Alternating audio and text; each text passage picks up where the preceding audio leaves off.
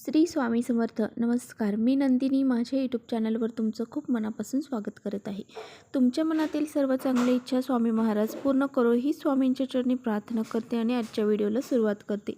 तत्पूर्वी तुम्ही जर चॅनलवर नवीन असाल तर चॅनलला सबस्क्राईब करा. त्याचबरोबर शेजारचं जे बेल आयकॉनचं बटन आहे ते प्रेस करा, जेणेकरून मी जेव्हा नवीन व्हिडिओ अपलोड करेन त्याचं नोटिफिकेशन तुम्हाला मिळेल आणि तुम्ही एकही व्हिडिओ मिस करणार नाही. तर चला करू व्हिडिओला सुरुवात. गुरुवारी आहे कार्तिक संकष्टी चतुर्दशी. तर या दिवशी पहा, आपल्याला आपल्या मुलांसाठी हिरव्या मुगाच्या दाण्यांचा उपाय करायचा आहे, ज्यामुळे मुलांचे सर्व दोष, विघ्न, अडचणी हे सर्व दूर होऊन जातील आणि त्यांची खूप सारी अशी प्रगती होईल. त्यांची नोकरीमध्ये, व्यवसायामध्ये प्रगती होईल, अभ्यासामध्ये प्रगती होईल. त्यांच्या जीवनामध्ये येणारे जे भी कोणते अडथळे असतील तर ते दूर होतील. इतका हा प्रभावशाली उपाय आहे, तो आपल्याला गुरुवारी कार्तिक संकष्ट चतुर्दशीला करायचा आहे. हा उपाय कसा करायचा आहे, कुठे करायचा आहे, याबद्दलची सर्व माहिती व्हिडिओमध्ये मी देणार आहे. त्यामुळे व्हिडिओ कुठे स्किप न करता शेवटपर्यंत नक्की बघा, जेणेकरून तुमच्यापर्यंत योग्य ती माहिती पोहोचली जाईल. गणपती बाप्पांना विघ्नहर्ता, त्याचबरोबर बुद्धीची देवता असं म्हटलं जातं. संकष्ट चतुर्थी ही गणपती बाप्पांना समर्पित आहे आणि त्यांना प्रसन्न करून घेण्यासाठी ह्या संकष्ट चतुर्थीला आपल्याला भरपूर असे उपाय देखील करायचे असतात. त्याचबरोबर सेवा देखील करायच्या असतात. रोजच आपल्याकडून गणपती बाप्पांचे सेवा उपाय केले जात नाही. तर संकष्ट चतुर्थीला आपल्याला गणपती बाप्पांचे उपाय हे करायचे असतात. गणपती बाप्पांना प्रथम पूजनीय मानलं जातं आणि गणपती बाप्पांच्या पूजनानंतरच कोणत्याही पूजेची सुरुवात आपण करत असतो. तर बघा, गणपती बाप्पांची मूर्ती किंवा फोटो हा आपल्या घरामध्ये असायलाच हवा. जर आपल्या घरामध्ये गणपती बाप्पांची मूर्ती नसेल किंवा फोटो नसेल तर तो आपण आपल्या घरी नक्की घेऊन यावा. तर ह्या संकष्टी चतुर्थीच्या दिवशी जर तुमच्याकडे मूर्ती नसेल तर तुम्ही आपल्या घरी घेऊन यावी.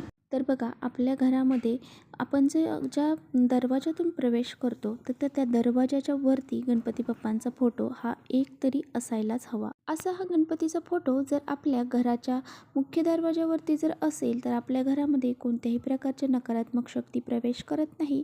त्याचबरोबर आपल्या घरावर कोणत्याही प्रकारचे विघ्न देखील येत नाही. आता बघा, आपल्याला उपाय काय करायचा आहे. तर आपल्या मुलांसाठी पहा, आपल्याला एक तांब्याचा कलश घ्यायचा आहे आणि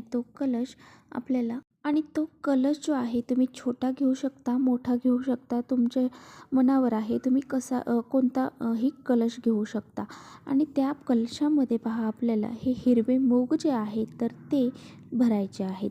पूर्ण कलश भरून आपल्याला हे हिरवे मूग भरायचे आहेत. त्याचबरोबर आपल्याला एक लाल कपडा देखील लागणार आहे. आपल्याकडे लाल कपडा असेल तर तो घ्या. आपल्याकडे पीस असतो पहा लाल कलरचा, तो पीस घेतला तरी चालेल. तर एक लाल कलरचा पीस घ्यायचा आहे आणि त्याचबरोबर आपल्याला हळद, कुंकू, अक्षदा, फूल, त्याचबरोबर दुर्वा आपल्याला 21 घ्यायच्या आहेत आणि त्याचबरोबर आपल्याला लागणार आहे धूप, अगरबत्ती. आपल्याकडे जर जास्वंदीची फुलं असतील तर ती जास्वंदीची फुलं देखील आपल्याला सोबत घ्यायची आहेत. गणपती बाप्पांना आवडणारे हे जास्वंदी आणि दुर्वांची जे हार असतो तो जरी तुम्ही कुठे भेटला तरी तो सुद्धा घेऊ शकता. 21 फुलांचा असेल, 7 फुलांचा असेल, 5 फुलांचा असेल किंवा मग एक फूल जरी असलं तरी चालेल. आणि बघा, जर तुम्हाला जास्वंदीची फुलं नाही भेटली तर तुम्ही झेंडूची फुलं घेतली तरी चालेल, त्याची माळ केली तरी चालेल. कारण गणपती बाप्पांना जास्वंदीच्या फुलांबरोबरच झेंडूची फुलं देखील अतिशय प्रिय आहेत. तर ह्या सर्व गोष्टी घेऊन आपल्याला गणपती बाप्पांच्या मंदिरामध्ये जायचं आहे. तर बघा, हा उपाय जो आहे तर तो आपल्याला गणपती बाप्पांच्या मंदिरामध्ये जाऊन करायचा आहे. गणपती बाप्पांना आपल्याला सर्वप्रथम गेल्यानंतर गंध, अक्षदा वाहायच्या. सोबत जर दिवा घेऊन गेला असताल तर दिवा अगोदर प्रज्वलित करून घ्या.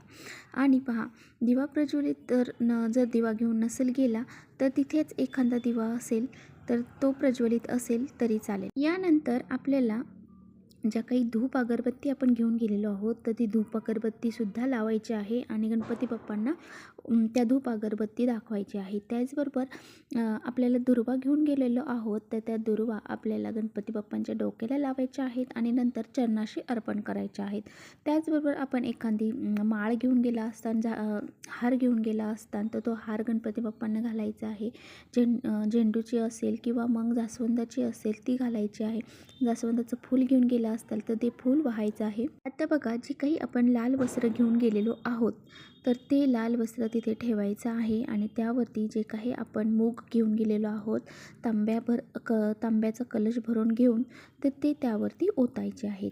आणि हे मूग आपण त्या वस्त्रावरती ओतत असताना आपल्याला गणपती बाप्पांना साकडं घालायचं आहे आणि प्रार्थना करायची आहे. माझी जी मुलं आहेत, मुली आहेत, म्हणजे तुमची मुलं 2 असू द्या किंवा मुली असू द्या, मुलींसाठी सुद्धा तुम्ही हा उपाय करू शकता. 2 मुलं असले तरी चालतील आणि त्यांच्यासाठी हा एकच उपाय करायचा आहे. तर आपले जे मुलं आहेत तर त्या मुलांचं आपल्याला नाव घ्यायचं आहे आणि त्या नाव घेऊन गणपती बाप्पांना साकडं घालायचं आहे की मी माझे मुलं आहेत तर त्या मुलांच्या ज्या काही अडचणी आहेत, संकट आहेत ते दूर करण्यासाठी, त्यांच्या अभ्यासात, नोकरीत, व्यवसायात प्रगती होण्यासाठी हा उपाय करत आहे.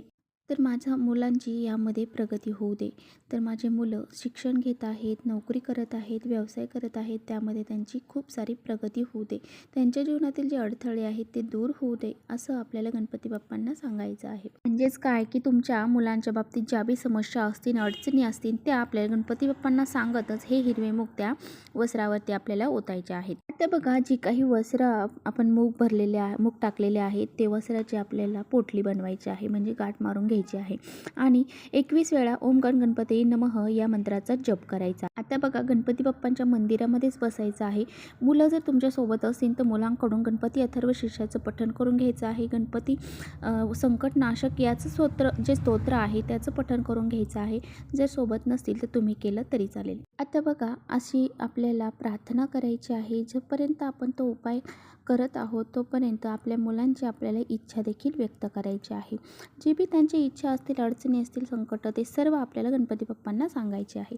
त्यानंतर आपले मुलं जर सोबत असतील तर त्या मुलांना सोबत घेऊन आपल्याला ती पोटली घ्यायची आहे आणि जिथे वाहतं पाणी जातं पहा, वाहतं पाणी असेल तर त्या वाहत्या पाण्याच्या तिथे घेऊन जायचे आहे आणि त्यानंतर आता बघा, ती पोटली जी आहे तर मुलांना सोबत घेऊन गेला असताल तर मुलांच्या हातून त्या पोटलीतले मूग जे आहे तर ते आपल्याला त्या पाण्यामध्ये, तर हे मूग आपल्याला वाहत्या पाण्यात आपल्या मुलांच्या हाताने विसर्जित करायचे आहेत आणि त्याचबरोबर हे आपण लाल कपडा आहे तर तो सुद्धा पाण्यातच विसर्जित करायचा आहे.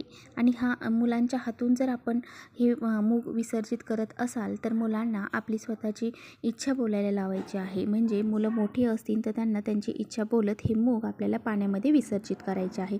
जर मुलं नसतील सोबत किंवा मग मुलं लहान आहेत, मग आई वडिलांनी, आजी आजोबांनी कुणीही मुलांसाठी हा उपाय केला तरी चालेल.